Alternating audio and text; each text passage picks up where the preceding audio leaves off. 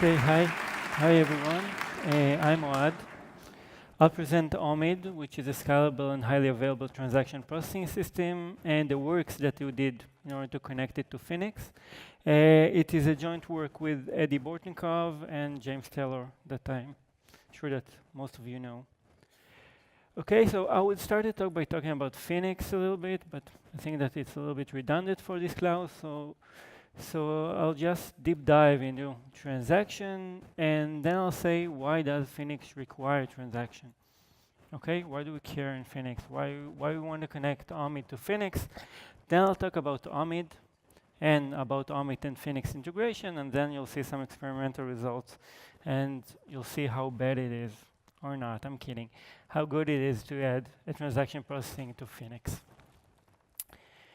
Okay, so I'll just start by a definition of transaction that was defined by Jim Gray, that basically a transaction is a multiple data access in a single logical operation, which is atomic, that everything occurs or nothing. It's consistent in a way that the database moves from a valid state to another valid state. It's isolated, which means that it appears to execute in isolation. No one sees what's going on internally, and it's durable in a way that once it's committed, it cannot be disappeared. Okay, and for user, for example, it's something like this, right? It's some logical operation. It said read, it says write. You start it by a begin, you edit by a commit, and what you know that until you'll successfully commit, no one will see what you write. And if you won't commit or you'll abort, then still no one will see it ever. Okay, so this is a transaction.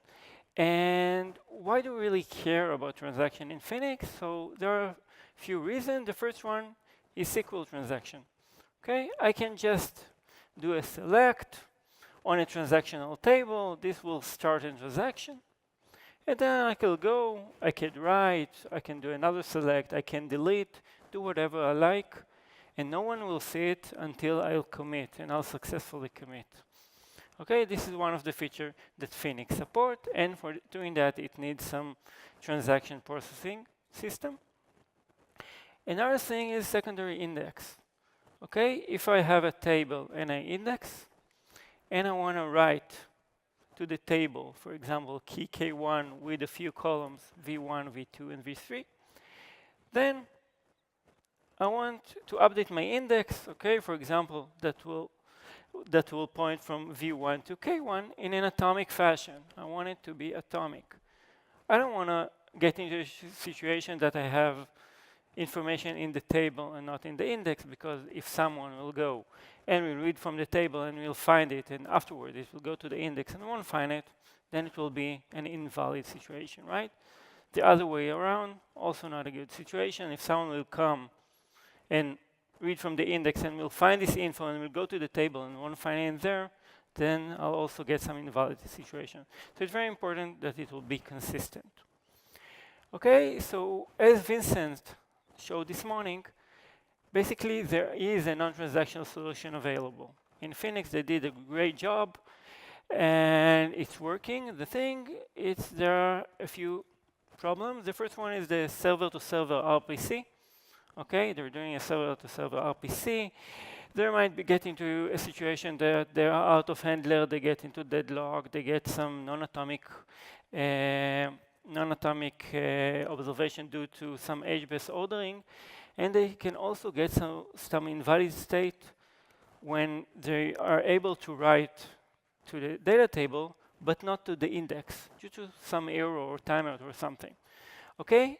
So this, of course, invalid. So what they're doing, they mark the index as invalid, and they have some recovery state that goes and try to fix stuff. Okay? And that's working in some cases, but not all. Okay, so another solution is to use a transaction case. So the transaction solution does not need any server-to-server RPCs. The reason is that we have a transaction manager, so we can do everything from the client side. We don't have an end layers problem, no deadlock, no age-based reordering. We don't care about that. State is always valid. If we write into the data table and we're unable to write to the index, then we don't care. Okay, so we won't commit the transaction. This data remains invisible. Okay, so it's not really a problem. And we don't need some recovery state and nothing, but of course, we pay by latency, not much latency. At the end, you'll see some experimental result, and you'll see that it's not that bad. We had a little bit latency, but you get consistency. Okay, as Lars talked this morning, we have consistency availability, so we'll sacrifice a little bit by the availability to get more consistency. Okay, so for this we have Omid that we connected to Phoenix. Omid is basically a transaction processing system that developed in Yahoo. It was initially developed in Yahoo Labs Barcelona in 2011, while it will still exist. And it's called Omid 1. It was a different version of Omid. And in 2014, we developed Omid 2, which is a more enhanced and scaled version. And the reason was to use it internally in Yahoo for dynamic indexing of the web. There was a project that dynamically indexed the web. And in order to do so, you need to have some transaction processing system. Then in 2014 and 2015, we scale it. We increased the scalability from 55K transaction per second to 380 transaction per second. And we added high availability. And in 2016, it started to be an incubator project. And in 2017, we started to integrate it with Phoenix. Okay, and these are all the guys that contributed to the project along the way. Okay, so Omid is very simple, basically. Okay, it's a client library and a runtime service. It's a database agnostic in a way that we do not change the database at all. We just use it. Okay, of course, we have to get some consistency guarantees from the database in order to make the all-run snapshot isolation that we'll see in a bit what is. And currently, the current version is very scalable. Its throughput is more than 500,000 transactions per second, and it's highly available in a way that it does not add any runtime overhead in the mainstream execution. Okay, of course, in failover, we pay a little, but in the mainstream execution, you don't pay at all. And to use it, it's very simple. You see, we allocate a transaction manager. We have our own T-table. It's sort of an H-table interface. We do a begin, we get a transaction, then we just generate a regular put, rewrite it, again, a regular put, and then we have a commit. The commit either succeeds or failed. When it failed, you don't care. All the data will disappear, and you don't need to take care of that. Okay, so now I'll deep dive a little bit on Omid, but before that, I want to define transaction and snapshot isolation, because otherwise things won't be clear. So basically, we say a transaction is an operation that starts by a begin and by a commit and had many read and write in between, right? But we say that the system maintains snapshot isolation where there are 2 points. A read point that occurs at the beginning of the transaction, where all the reads are actually reading from this point, and a write point that occurs at the end of the transaction, where the transaction successfully commit. Okay, and the only thing that we have to guarantee in snapshot isolation is that we don't have write-write conflict. Write-write conflict means that if two transactions write concurrently and write to at least one common key, only one of them can commit. Okay, so that's snapshot isolation. Is very simple. And this is Omid. This is its architecture. You can see that it has a centralized transaction manager. That's not working, so it's in there in black. And this is actually the brain of the system. It does everything. It lets transaction begin. It lets transaction commit. It also persists the commit in some table, an HBase table that we call a commit table. And we also have a data table. These are also HBase table. And you can see that the client can begin, can commit, and also it can directly write the data to the data table. We do not need to go through the transaction manager in every access to the table. We just read and write directly to the table. And this, of course, improves the latency. While I'll present in here, I won't talk about this architecture. This is Omid 2's architecture. I'll talk about the low latency version that I'll present eventually it result. And this is, we developed it, Yoni Gottesman on the photo, he wrote it actually. And the difference between this version and the previous version is that if you see here that the transaction manager persists the commit in the commit table, now it does not do it anymore. The client persists the commit. We actually distributed the commit. So instead of having one transaction manager that goes and commits all the transaction manager just do the conflict analysis, allocate transaction IDs, and the client actually do the commit, and by that we get a significant latency reduction. Okay, so let's see how it's working. It's really, really simple. Basically, the client starts running, he asks to begin a transaction, and it gets T1, a transaction timestamp. Basically, transaction manager has some counter, and it monotonically accrues it. And this T1 is not only the transaction ID, the ID of the transaction, it will also be used by the transaction to identify the snapshot that the transaction is reading from. Okay, we have a transaction, it needs to read something, needs to read from a consistent snapshot of the database. So T1 will be used for that. And then what the client can do, it can actually go and write directly to the data. So what it does, for example, if you want to write key K1 with value V1, it will go and will utilize the fact that HBase is multi-versioning, and it let us write with a specific version. We can tell it, okay, I want to write key K1 and value V1 with version T1, and also write key K2 with value V2 and version T1. So once we do it, it's in the database, but note that it's still invisible. We're in the middle of the transaction. We have to guarantee isolation that no one will see what we're writing because we're not sure if we committed yet. So still it's in the database, but later on you'll see why no one is actually reading that. Then if you want to read, then again, we go to the data table and we say, okay, we want to read K prime, for example, with the last committed timestamp T prime, which is more than T1. T1 let us know what is our transaction snapshot. So basically, we utilize it to get the snapshot. The snapshot can be like that. Every key has a different version in the snapshot, and we're using T1 to do it. So after we wrote and after we read what we're doing, we go to the transaction manager and we say, okay, we're transaction T1. We wrote to K1 and K2. We have to provide all the write set that we wrote to. And what the transaction manager does, it actually does the conflict analysis. It checks whether after T1, someone committed and wrote to either K1 or K2. If the answer is yes, then we have to abort. Okay, we have a conflict. If the answer is not, then it allocates a commit timestamp and return it to the client. And what the client do, it goes and it persists the commit in the commit table. Okay, it actually writes the transaction T write was committed, and it's committed with commit timestamp T2. Okay, and at the point where this info was written to the commit table, then actually all the data in here, okay, these two become visible. This is the atomic point where the transaction was actually committed.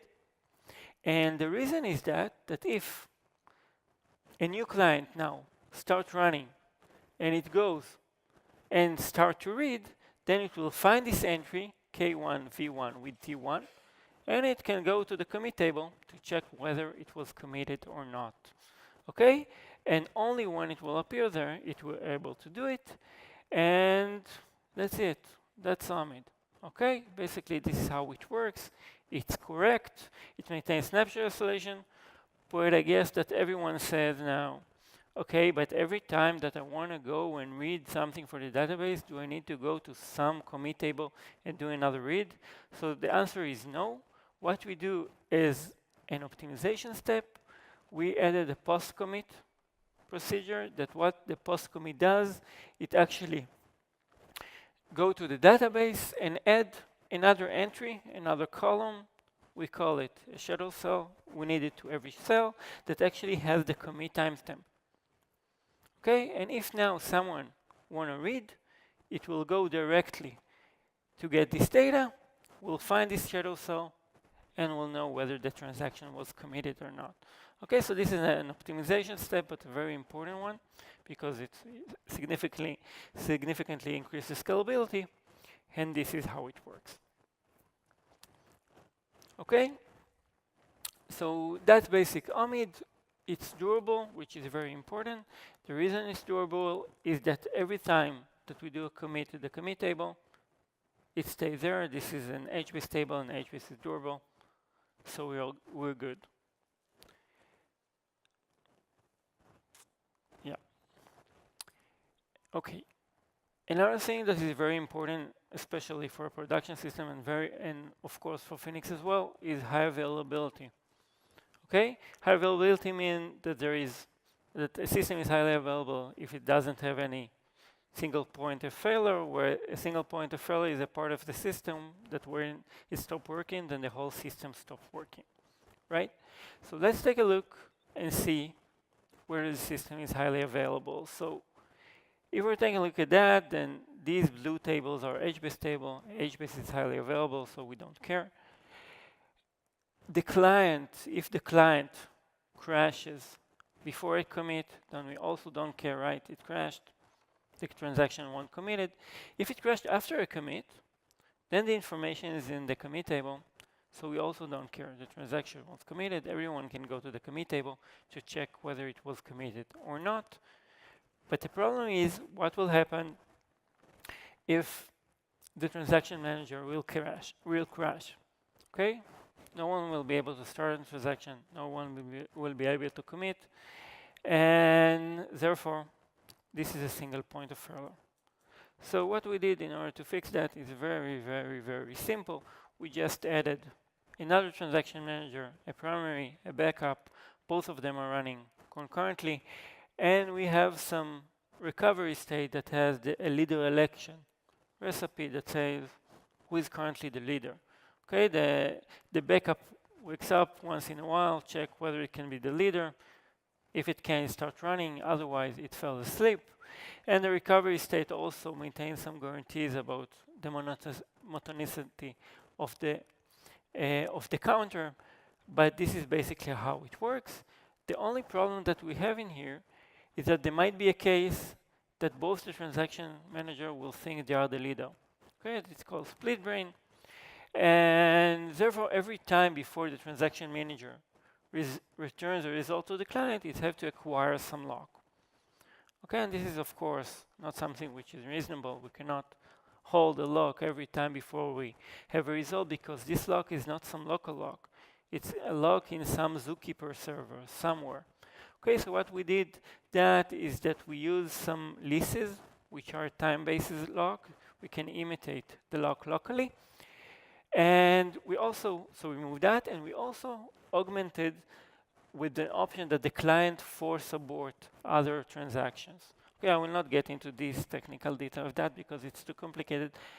But basically, these two let us run in high availability mode without any overhead in the mainstream execution. Every 10 seconds, we go to Zookeeper just to renew our list, and that's it. It doesn't have any overhead. And this is why we get low latency. Okay, the last thing that basically I want to say about Omid is a fast path transaction that also reduces latency. We augmented Omid to not contact the transaction manager in single region transactions. Transactions that do all the read and write in a single region can do it without access to the transaction manager. We hold some timestamp. We have a counter for timestamp in each region, and we have a synchronization mechanism to propagate the information from the transaction manager to the region. And we also augmented the conflict detection. I won't get into details of this as well. What's important is that we can directly in singleton transaction, for example, write directly to HBase. So it's running very similar to HBase. There is a very, very small overhead, and it's increased the latency by 2x. Okay, it's really efficient. So let's talk about the integration. Okay, so there are two JIRAs one for Omid support, one for Phoenix plan. We significantly, had to augment Omid. Okay, we have many Jiras in there. We need to add many features. We need to change its APIs as well in order to support new operations. And in Phoenix, we also did many stuff. I'll talk about it in a bit. And if everyone is invited to take a look, and of course, ask us question whatever they like.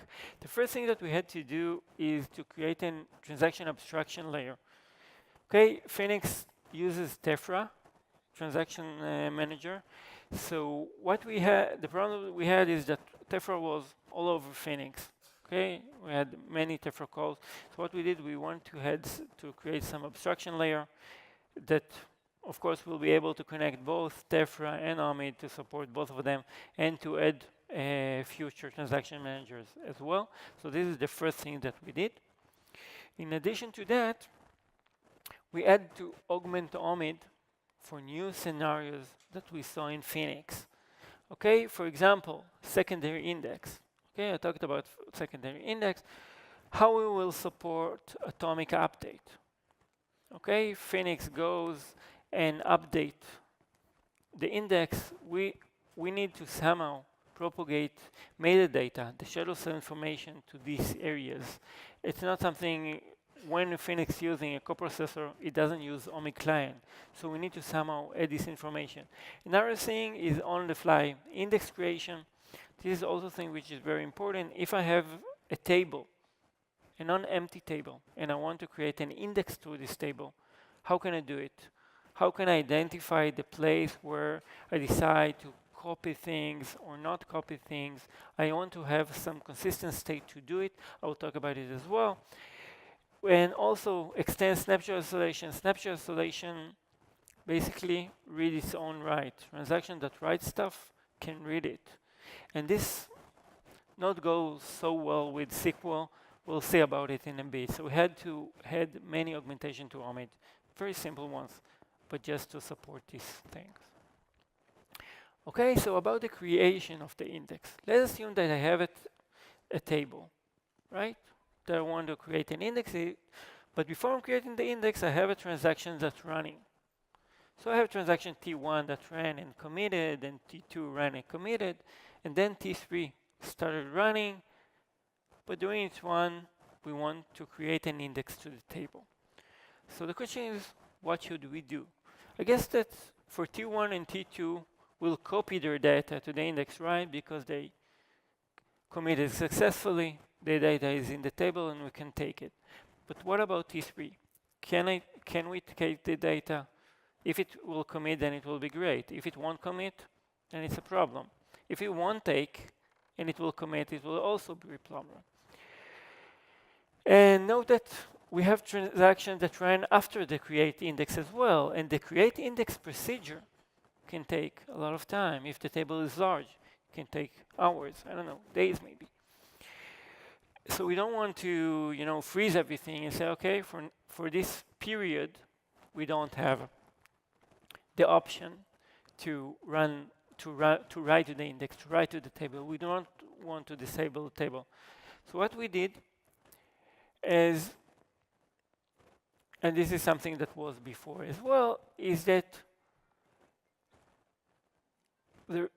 all the transactions that started and committed before the create index, we have a dedicated coprocessor that goes and copy all this data to the index table. We know that this data was committed, so we can do it.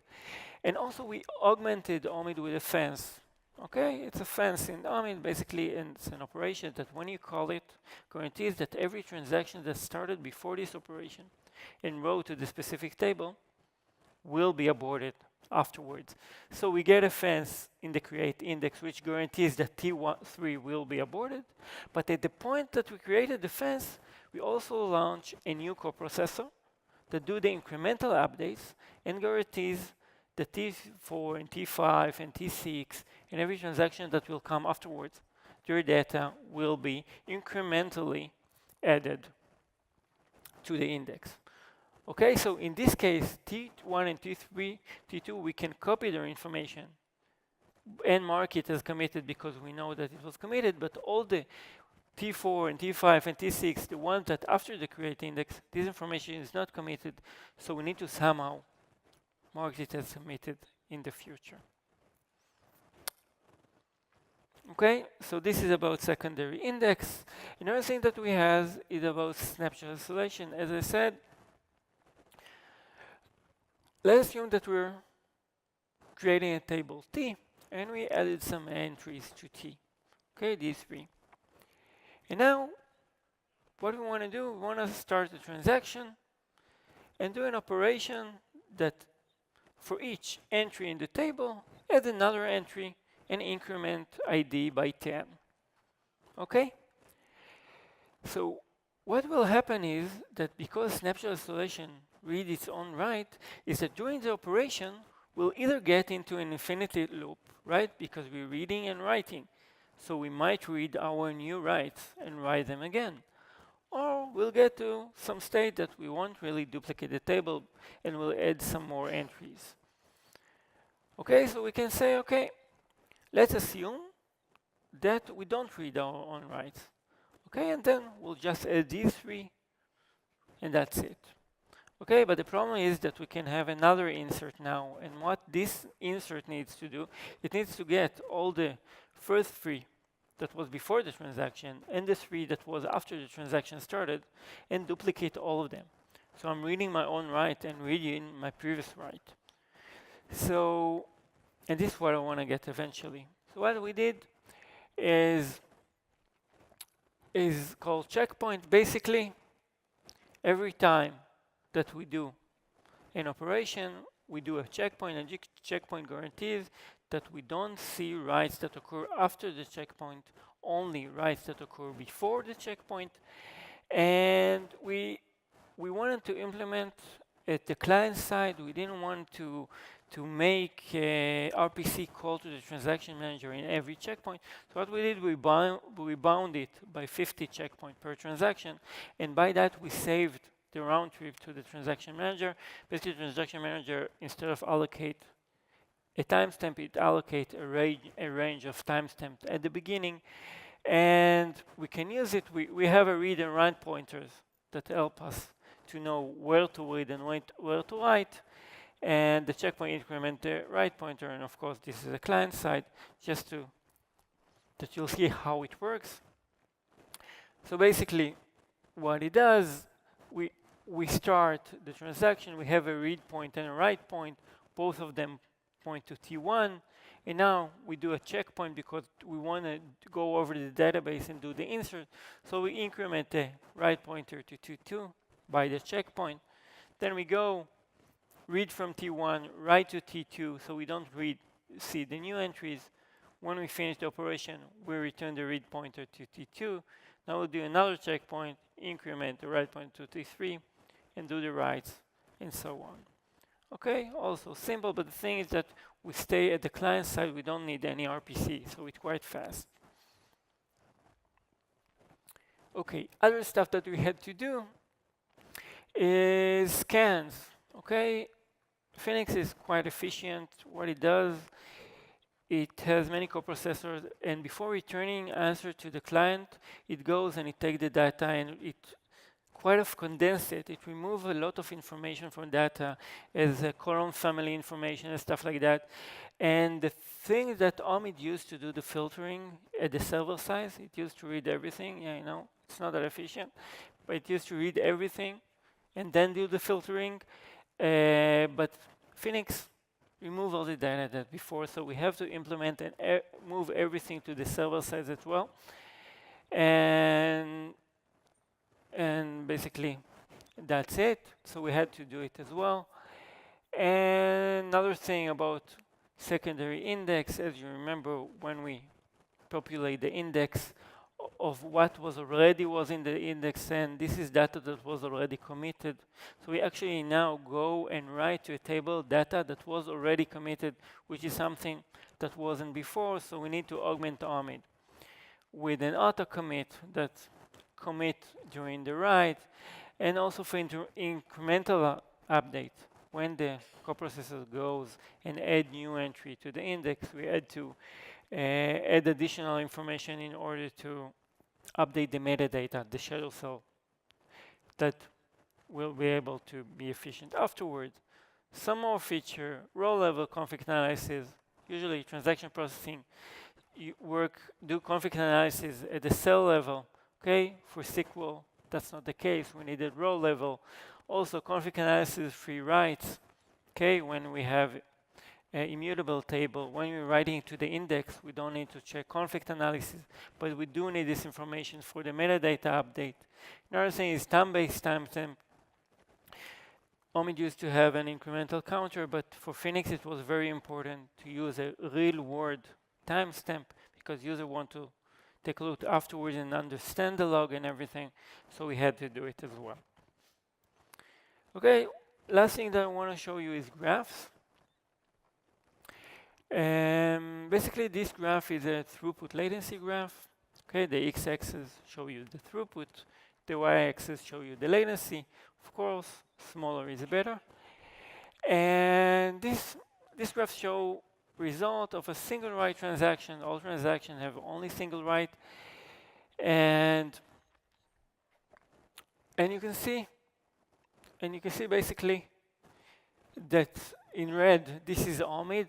By Omid I mean Omid 2, not the Omid 1. This is the version that we had before the low latency, and you can see how it's very scaled in terms of throughput. It was throughput oriented in mind, but its latency is quite high. Okay, but when we switch to the Omid LL, you can see how low it is and how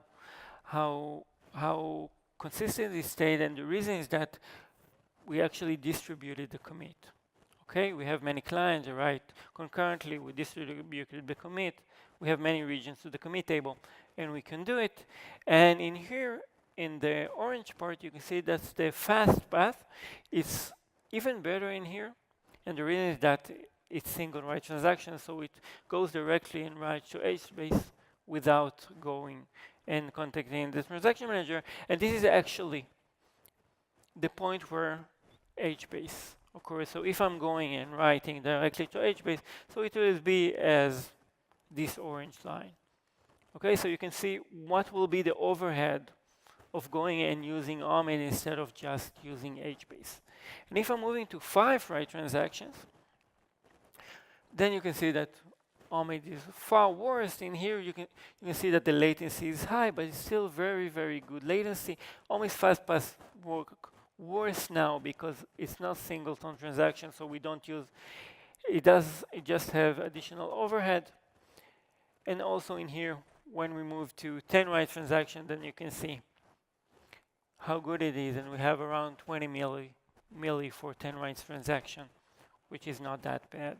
And if you want to take and cut an operation, then you can see this how we can see it.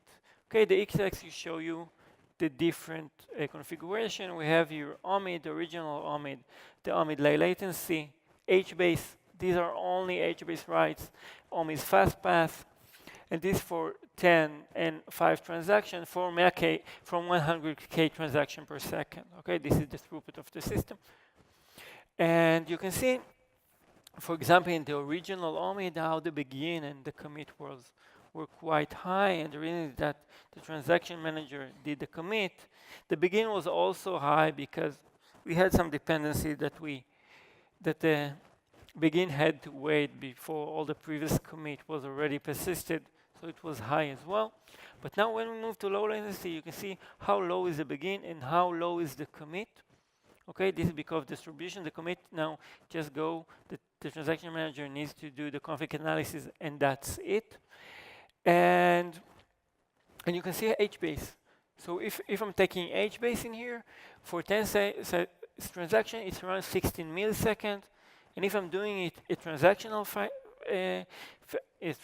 way, it will go to around 20 transactions per second. But that's it. I'm not adding some significant overhead that will say, okay, I don't want to use it. But in the other case, you'll get consistency. Okay, so I'm getting consistency with a very, very low latency. And in this case as well, you see the H-base latency versus Omid latency. In the low latency, you see the small difference, but I'm getting a lot of consistency in here. Okay, so basically that's it. Okay, you all know Phoenix. It's a relational database layer for H-base.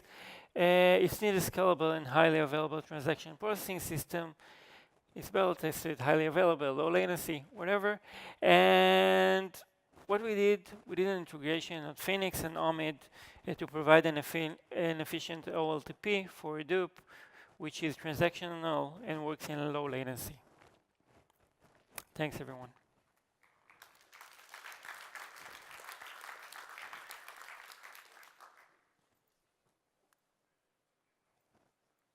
Yep.